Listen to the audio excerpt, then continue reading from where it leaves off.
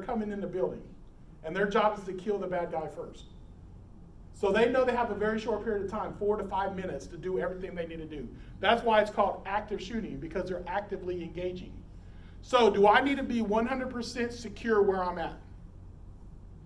Some people say, well, the door doesn't lock or this or that. Do I need all that? How long is a person going to hang out and hunt for me? Not long. If I don't see you, I'm moving to somebody else. So just concealment is enough in today's environment. Right? There's 2 ways we talk about cover and concealment. Any military folks in the room?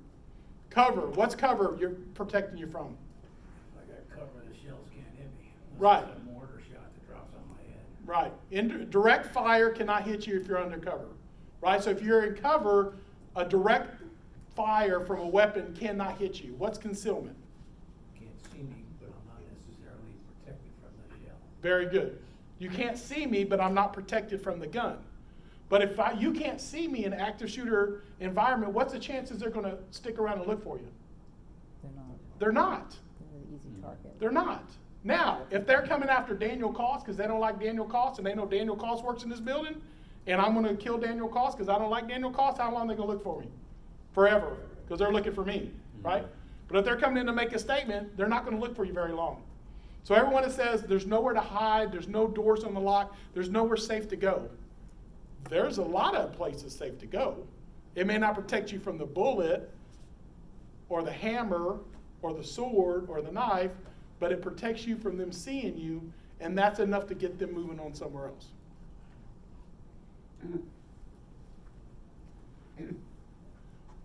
What is the risk of where I'm at?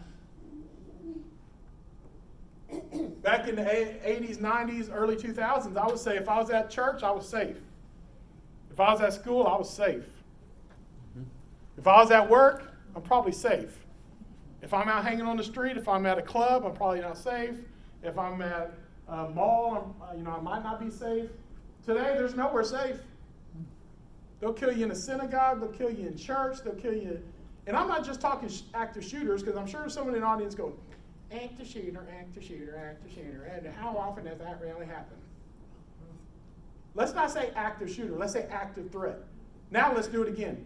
Active threat, active threat, active threat. How often does that really happen? A lot! How many have you stabbings, fights?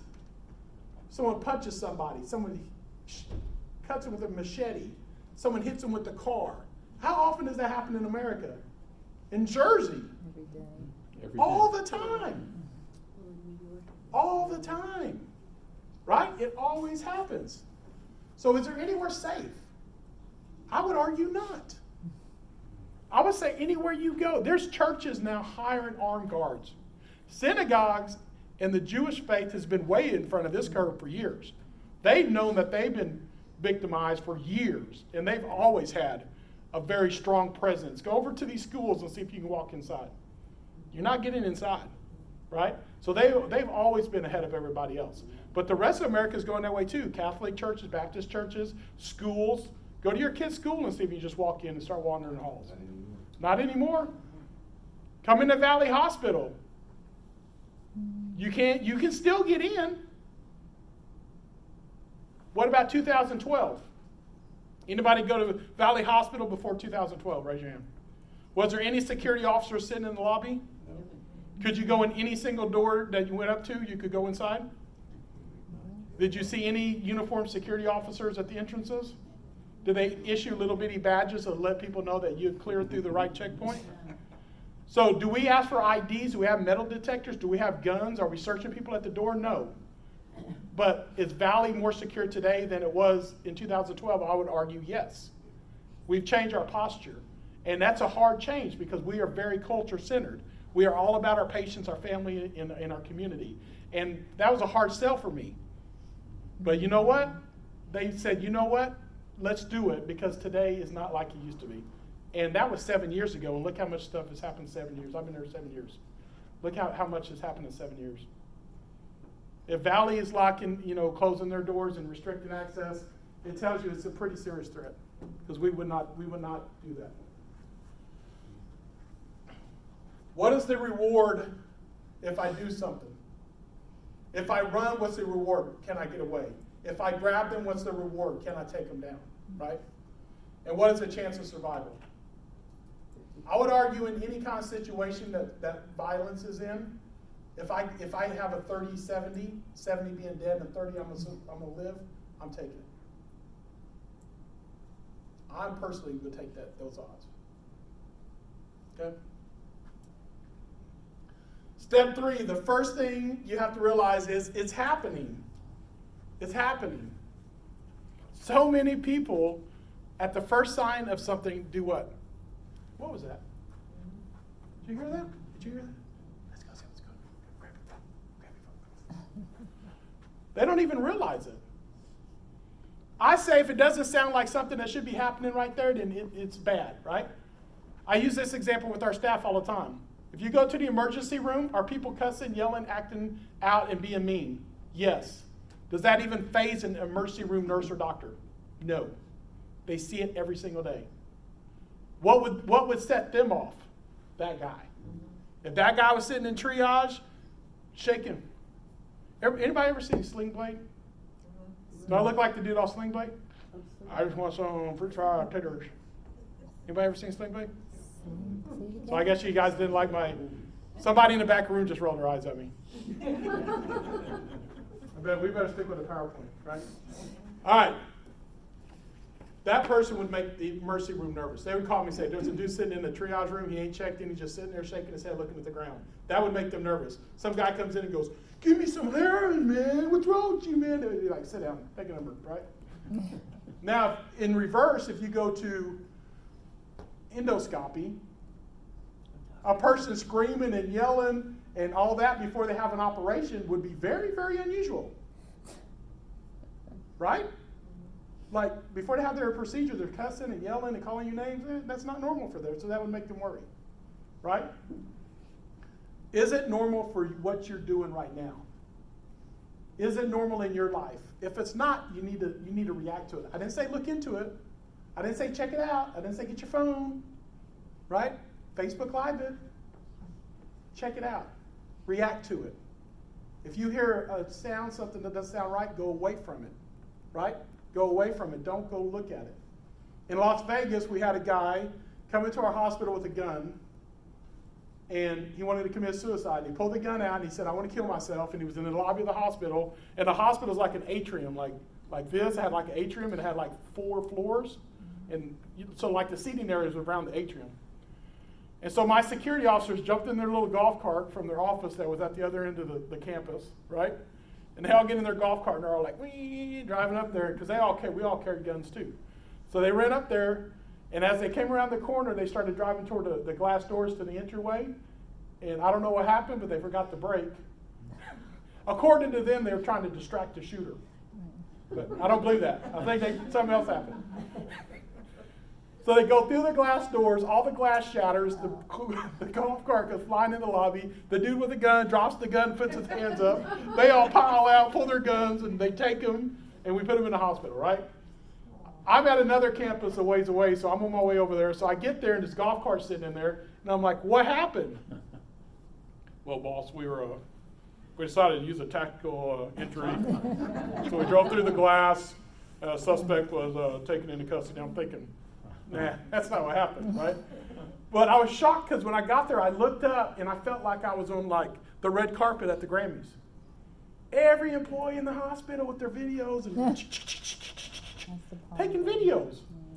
Every floor of the atrium was full of people with their cell phones, videotaping all this. And I thought, they just came through the golf cart. They have guns. He has a gun. They're handcuffing him. Why would they not run away? Why would they run to it, right? So the first thing we have to do is realize what's going on, right? Go with your instinct. If your instinct says run, run. If your instinct says fight, fight. If your instinct says do nothing, then do nothing. But make a decision to do something. Take a video. Don't be embarrassed. What's that? Take a video. Take a video. That's right. It's better to be embarrassed than dead. I covered that earlier, right? You can laugh at me all day. I don't care. I don't even know you. Laugh at me, I don't care, but I don't want to die, right? Act quickly and decisively. And act like you've done it before. Have you ever heard the saying, fake it till you make it? Anybody ever heard that? All right. Fake it till you make it. What if this happened? Let me give you an example. How long do I got anyway? What's that?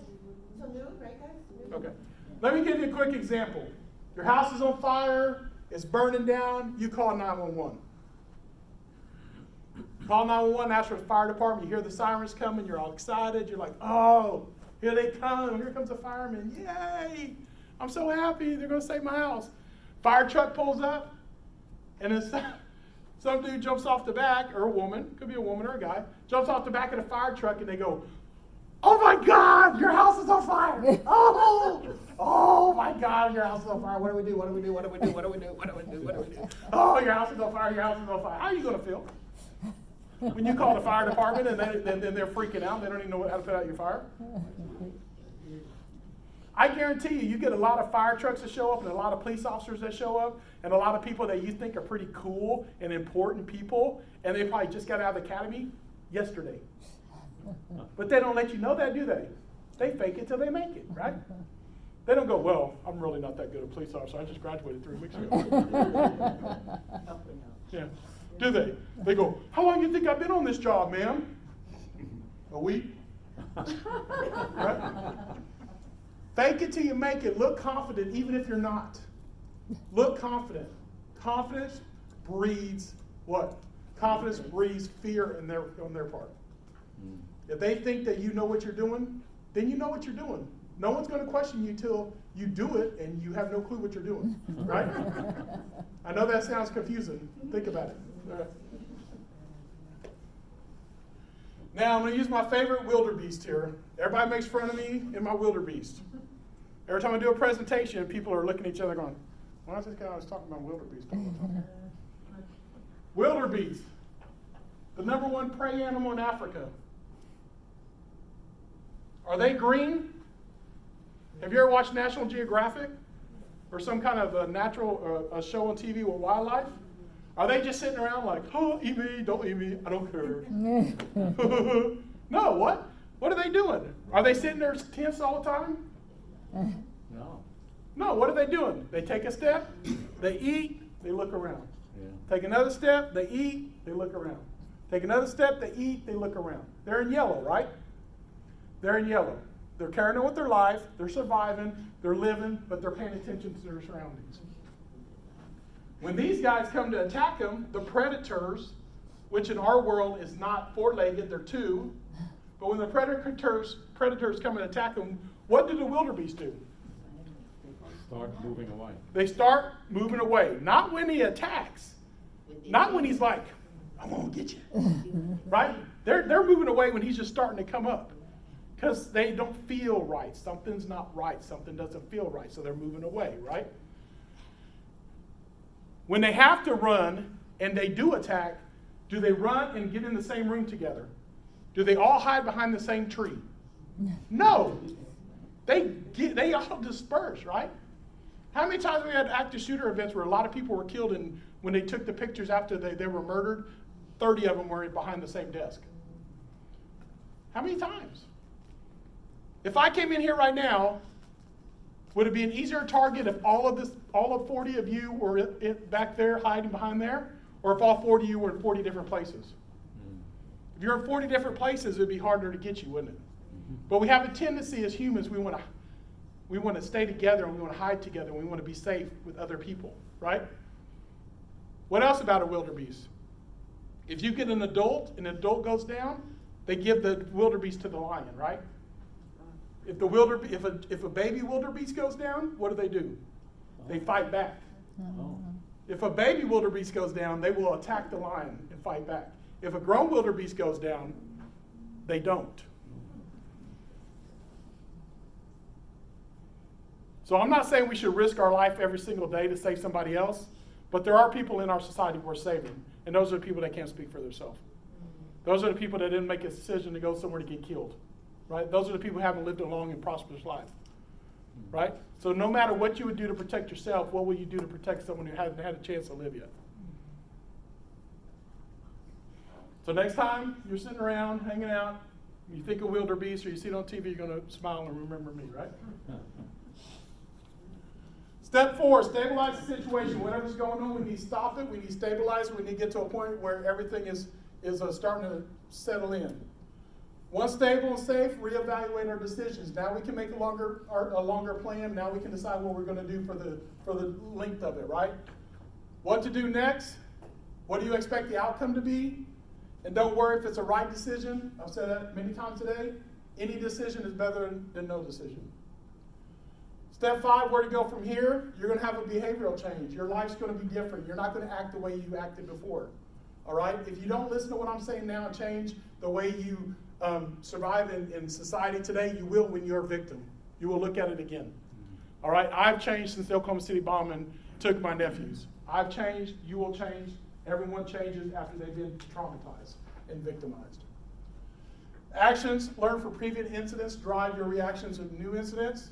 You will always have scars. I always miss my nephews. 25th year anniversary is coming up this year. Bush, Clinton, who's going to be there? Bush, Clinton, Obama, and Trump are all coming. I'm going back to Oklahoma, and it's going to be the 25th anniversary. So I don't forget about them, but I live by the thing that John Walsh, anybody know who John Walsh is? Oh, yeah. John Walsh's young son was kidnapped and murdered and sexually molested in Florida many, many years ago. Most of you know him from America's Most Wanted. He told my mom in the Oklahoma City bombing that you'll always miss your kids, but life will go on. When you lose somebody, you will always remember them, it will always hurt, but life does go on. It has to go on. You have to continue to live your life, right? And so you will survive, all right? How you survive is a lesson that you'll have to learn. I'm going to speed up a little bit so you can ask some questions. Crisis counseling is always available, all right? And I encourage anybody who goes through a traumatic incident to take advantage of crisis counseling. It's not for everybody, but it is usually helpful for most people. I just want you to know that do it when you're ready to do it. Do it when you feel you're ready. Don't do it because they said do it, right? Don't do it because they're saying, okay, their counselor's going to be here tomorrow. We're going to take all your kids in and we're going to counsel them because their buddy got killed in a fight outside the school. Maybe your kids aren't in the right frame of mind to get counsel right now. Maybe it comes later. It took me about 10 years. 10 years, about 2003.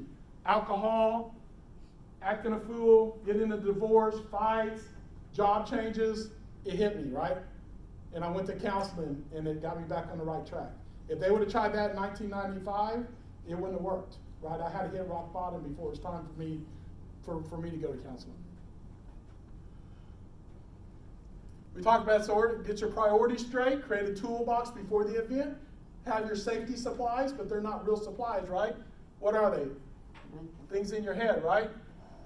What's important in your life? Know the difference between preparing for a storm or preparing for a fight. They are different, right? If you're preparing for a hurricane or you're preparing for someone to punch you in the face, those are two different things, right? Can we agree on that? Prepare for incidents by creating them in your mind and or participate in drills. We have drills all the time. We could do a drill community health. We could set one up and you guys could come back, or we could do a session like this where we set up a drill and I come in and we practice what you learned today. We could do that. So it's always better to practice and drill, because if you've seen it once, it's easier to understand it. Know your limits. Some people don't like to fight. Some people don't like to run, like me. Some people can't hide like me, right? And I say I'm going to fight. Maybe I won't. Maybe it'll actually happen to me and I'll just stand there shocked.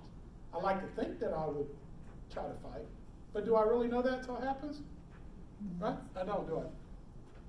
Don't de-escalate someone who's already escalated. You're wasting your time. It's not going to work. We de-escalate people who are escalating. Escalating. Accept your fate or fight to stay alive. Those are your choices. Accept what's happening or fight. There are no other choices. And can you fight? Are you physically able to fight? Everyone in this room is physically able to fight. I've seen some 95-year-old people on YouTube that beat people up, right?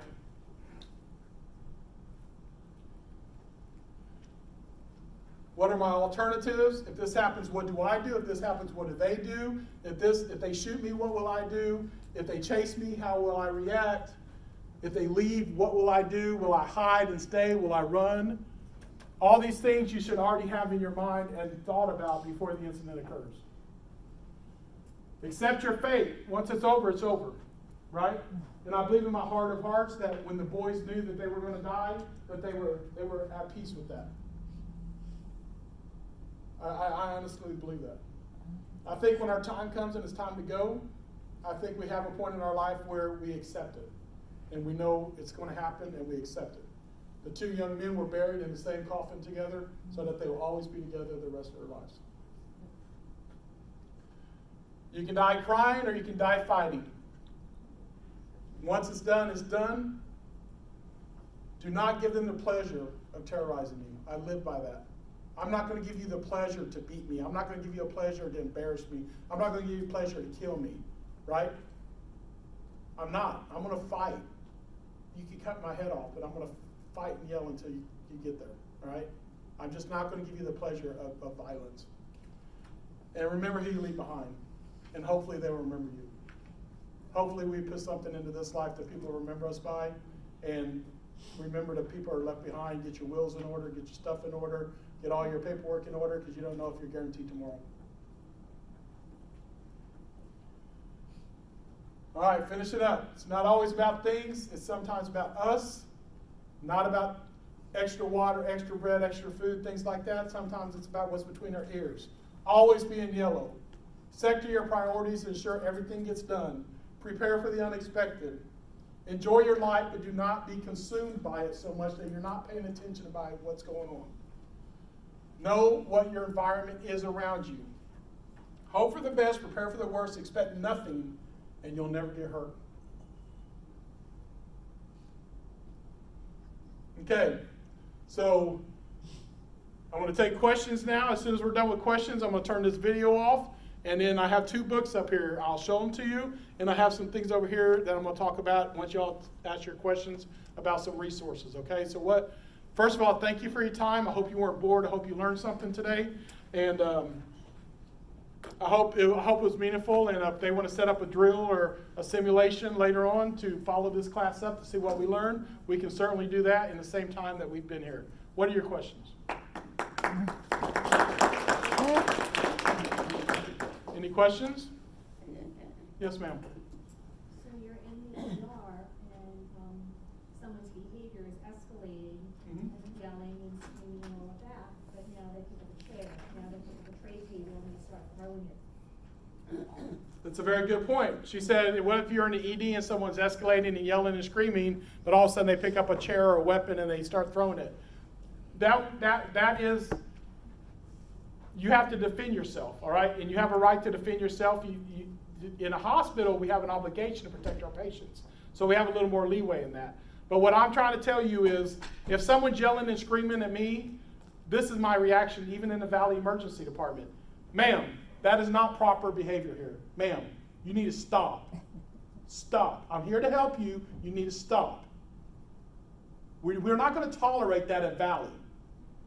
Now, if you want us to help you, calm down, right? I'm not de-escalating her. I'm telling her what's expected of her. This is what I expect of your behavior. I'm not de-escalating her, right? Now, in a hospital setting, if you pick up a chair, throw a chair or something like that, then security is authorized to take you down, or you can defend yourself until we get there and take them down. All right, but when I say don't de-escalate, I mean, please, will you please calm down? Please, please, please, please. I mean like that.